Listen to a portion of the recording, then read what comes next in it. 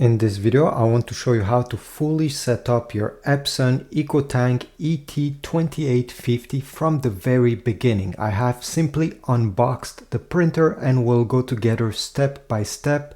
I'll show you how to print, how to put the ink in the tank, and I'll show you how to use many other features of this unit. So let's get started right away. So the first thing you need to do is to obviously remove all the blue tape that has been stuck on the printer. Plug this end on the back of the printer over here and the other end in your wall outlet. Now let's power on the printer by pressing once on the power button. They'll ask us to select the language. We'll navigate using these arrows and OK to confirm. Next, we'll be asked if you want to finish the setup using the Epson Smart Panel app.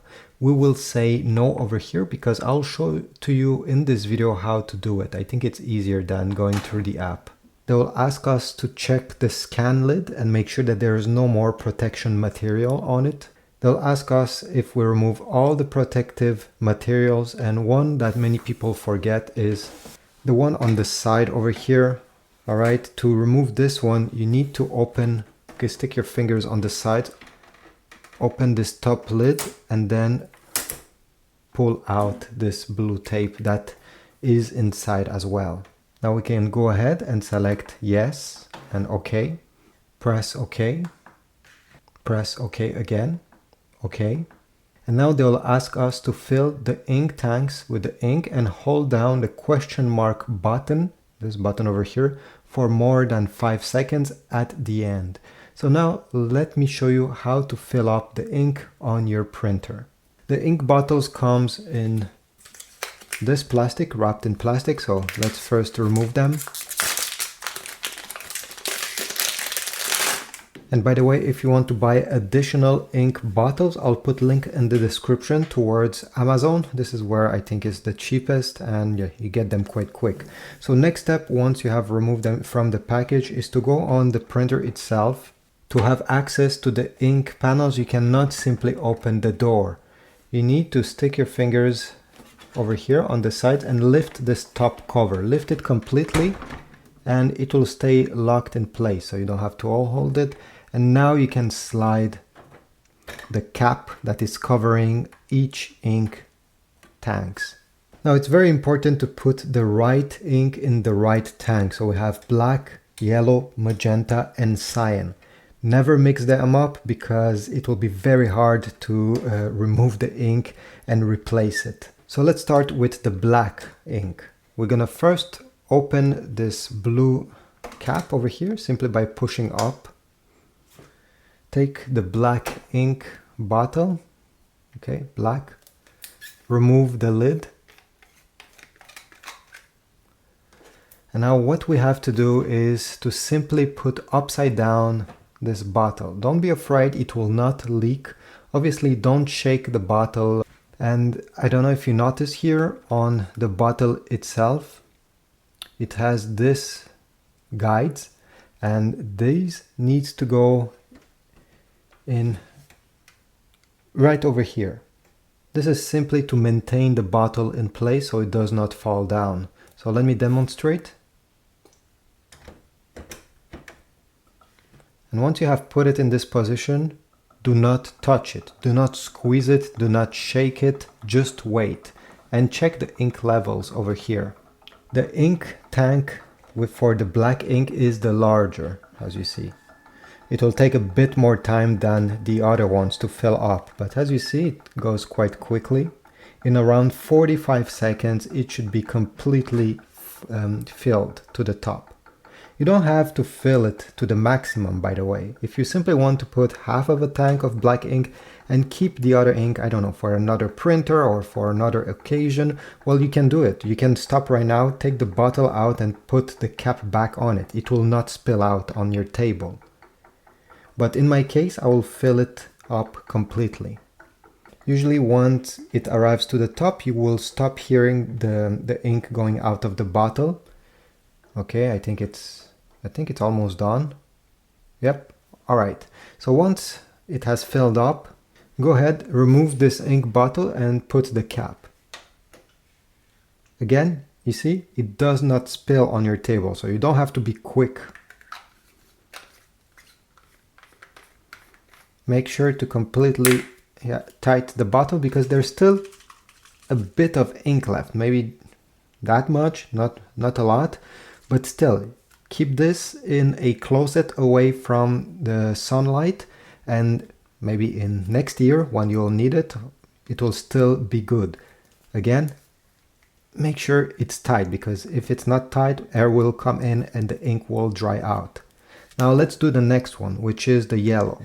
Close the black, press, open the yellow.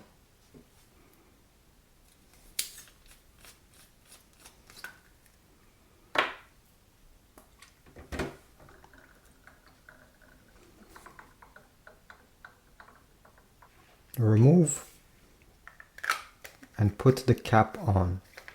There won't be a lot left in these smaller bottles. Almost nothing, but still this can still print, I think, around 70 pages, 100 pages, which is not bad, maybe even more if you don't print in color often. So yeah, keep it, definitely. Magenta. It does not matter if you place the bottle like this or the other way, it will fit both ways.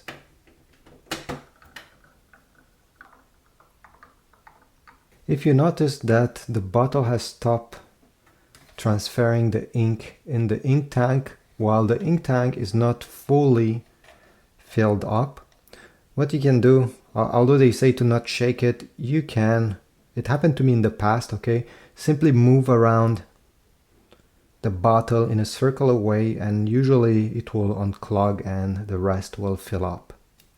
And finally we have the cyan.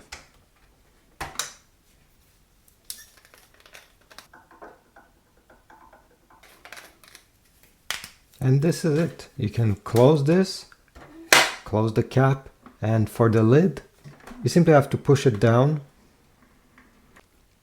Now that the ink has filled up, we're gonna keep press this question mark button during 5 seconds. Then it will say if you want to start the initialization. Press this button over here to start. It will take 10 minutes as it says over here, so go take a coffee and let's come back after 10 minutes.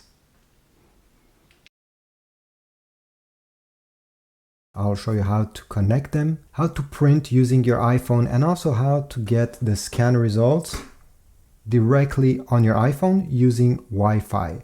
So let's get started right away. The first step is to connect your Epson printer. The same Wi-Fi network as the one that your iPhone is currently connected to. So let me show you how it's done. It only takes a few seconds. Press the home button so we start on the same page over here. Then using the right side arrow, you're going to press it a few times until you get Wi-Fi setup on the display. Press OK. Select Wi-Fi recommended. Press OK. Press OK. Select Wi-Fi setup wizard. Wait a few seconds. It will scan for all the different Wi-Fi networks that are located around the printer. With the up and down arrow, you'll be able to select your Wi-Fi network, press OK, and now it's time to type the password.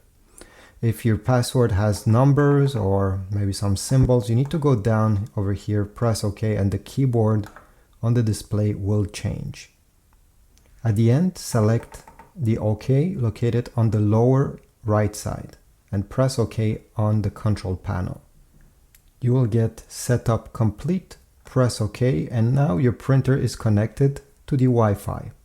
Now on your iPhone, you're going to go on the App Store and you're going to search for the app called Epson Smart Panel. Once the app is downloaded, open, press Agree, OK, Next, select Allow while using the app, press Next, select Allow, and now your printer should appear in this list. Select ET-2850, Press OK because now your printer is not connected to your iPhone.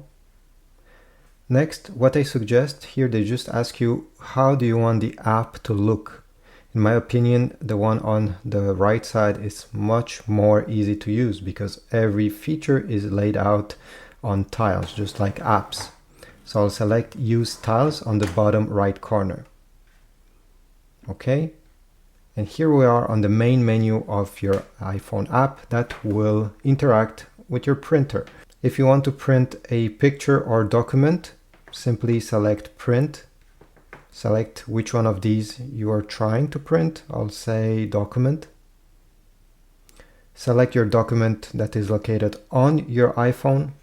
Before pressing Print, I suggest you press this cogwheel on the lower left side and make sure that all these settings are actually the one that you want. So over here, select your paper size, the media type. So if you're printing on glossy paper, you absolutely need to choose glossy paper. If not, it'll be a mess. The ink will smear all around your glossy paper.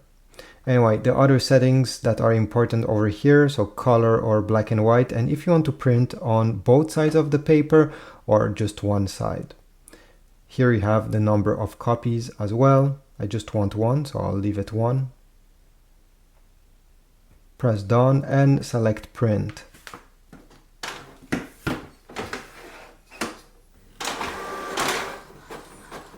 And we got our result. Now let me show you how to scan. Open the scan lid.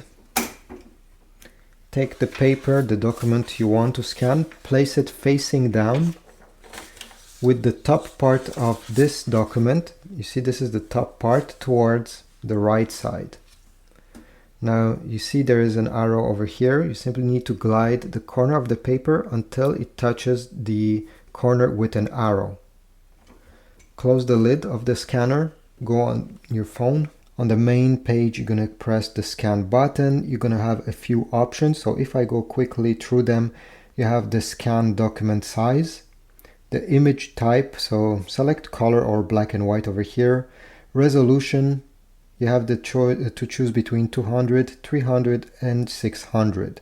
If you're going to scan some artwork or some pictures and you want to keep all the details because this is important for you, select 600 dpi. The file will be larger, it will take more time to scan, but the quality will be the best. 200 dpi is enough if you're scanning a text document with some small graphics. Okay, so this is the one I will select. It's also the quickest. Then we have remove background. Don't touch this. I didn't find they do a good job anyway. Once you select it, automatic rotation, you can keep this on. It will simply rotate the document if you didn't place it properly, but since I showed you how to place it well, you don't really need this. And finally, you have image format. So in which format do you want this scan to be saved? You have PDF, JPEG or TIFF. Pictures will be saved in JPEG, and this is what I suggest to select if you're scanning pictures. If it's a text document, select PDF and press the start button. Now it will take a few seconds, usually around 12 to 13 seconds to scan at 200 dpi, and you'll get the result over here. The result will not be saved yet. Okay, so we're not done once you see it appearing on your iPhone. Here we go. And from here you can zoom in just to make sure that all the details have been saved and it looks great to you. If you don't like the results, well, you can press the garbage bit over here to delete it and start again. You can also crop if you simply want to save a portion of the scan. You can also rotate it if this is what you want to do, but again, if you placed it the way I showed you, you won't have to do this. If you want to combine multiple pages into one single PDF document, well, you're gonna go ahead, place your next page over there and select the Scan Plus button here, and you'll be able to add multiple pages to this document and they will be saved together. Let's say this is the only page I want to save, so I'll press Next. You can edit the file name by deleting and adding whatever you want. And now you have two options on the bottom of your iPhone. On the left side, this is if you want to share it on social media or with one of your contacts using a text message, messenger, or other apps of this kind. Over here you have save. This is if you want to save the results in the memory of your iPhone. So if I click here, I'll be able to select in which folder on my iPhone I want the results to go, and at the end press the save button on the top right corner. You're going to get this message: the file is saved. Go back to the app's home screen, yes, and this is about it. Now, this app offers a few more things, but I don't think many people will use those. For example, on the top you have your printer with the ink levels. If you tap on it, you're going to see them precisely, how much is left. It's cool, although you can get the same information on the screen of your printer. And you have also other features over here. Again, not many people will do a creative print collage. I'm talking about photo editing. Anyway, this is it. I hope my video was helpful. If so, please leave a like, subscribe, and I'll see you in the next video.